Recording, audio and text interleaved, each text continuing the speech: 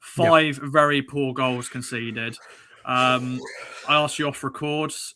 We're going to obviously break down all of them, but out of the 5, what is the worst? Every time I watch back the first goal, it just gets worse and worse and worse. Dara O'Shea, what are you pointing at, my friend? Your thoughts on the 5. What's the worst one out of them all? Let's go through them then. Come on. First one, as you mentioned, there's a couple of parts to this one. Windass beats Jack Taylor in the air for the flick on. That cannot happen. Kiefer Moore breaks down the flank. Kiefer Moore is not a winger. He does have a good cross on him, but because of that, and the power of the strike that he's got, Dara O'Shea needs to be more aware that there is a possibility he's not going to cross the ball. And Dara O'Shea just seems dead set on making sure that Kipre and Davis are in the right position, pointing, get over there, not realizing that, hang on, what if he doesn't cross? What if he doesn't square it? What if he hits it?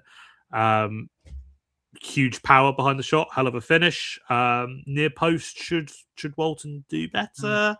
It's an argument. I think he'll be disappointed, but it's not his fault, the goal. I'd place more on Jack Taylor, and I'd certainly place more on Dara O'Shea, who just has this habit of backpedaling every time, of moving away from the ball. And it's not the only time that we saw this. The second, for me, is the worst of the 5. It is an absolute omni-shambles of a goal, the way that the ball comes in. And God, I don't even want to think about it, to be honest. It's Thomason who has the shot.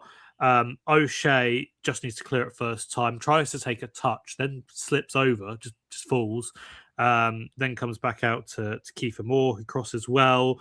Windass is in too much space. He's basically unmarked in the box. The header's poor, but even with 2 Ipswich players on the line, can't keep it out. Davis ends up handballing it, so then gets booked for handballing it, even though it ends up in the net because he's tried to stop a goal with his arm. And that's an embarrassing goal. I'm sorry, really is. He doesn't fully handball it, though, does he, Davis? He doesn't proper he doesn't do no. If you're a back like Christoph Berra in the playoffs, he proper saved it on the line, but this was, that would have kept it out. It was the worst combination of being half-hearted, but still being a handball, and you're still going to get booked for it. The problem with Christoph Berra got sent off for that one. So yeah, and Lee Davis would have got as well. So thank God we avoided that one.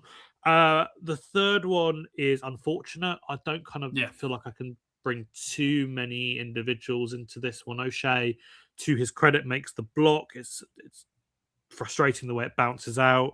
Should Furlong be a little bit tighter to Thomason there? He's not really in the picture at that point. That's one that I'd look at again. Then it's a near post finish past Walton. Does he want to do better? That's one where definitely I'd look at that and say he should be doing better. The fourth, I can't believe we're only on 4, is a looping corner after Davis has cleared a shot behind that I don't think it was a cross behind that I don't think he really needed to clear behind. Gets looped in. At this point, Wrexham have come close from multiple corners, and at one point Christian Walton has almost knocked out Callum Doyle challenging for a ball. The ball had already gone out of play at this point, so it wasn't a foul, but I know that Phil Parkinson was very angry about that challenge, but ends up almost knocking out Doyle in that one, and this time it's placed right back onto the head of Callum Doyle, 6'1", gets power behind his header. I don't know what Marcelino Nunez is, what he's doing. Why is he there? Exactly. So you've got 3 centre-backs here, right? 3 big old centre-backs. Max Cleworth, 6'3", Dom Hyam, 6'2", and Callum Doyle, 6'1".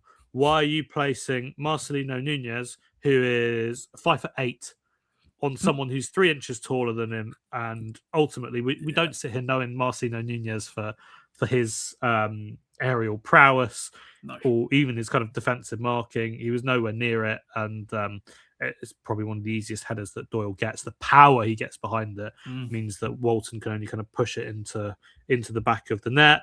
And then the last one, credit to O'Brien, who bends a brilliant ball past Dan Neil. It's the way that he plays that pass is unbelievable.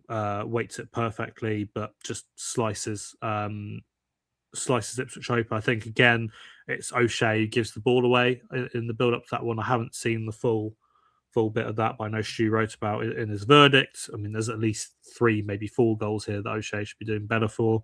And then it's of course that man Nathan Broadhead who scores the 5th goal against his former club. And I said to Stu beforehand, do you think Kiefer Moore would celebrate if he scored? Yes. Do you think Nathan Broadhead would? Like, probably, yeah.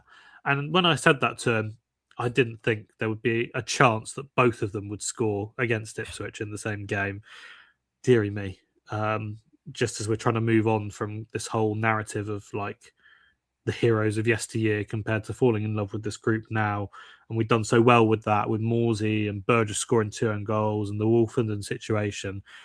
This has opened that can of worms in pretty spectacular fashion as Ipswich concede 5 pretty embarrassing goals.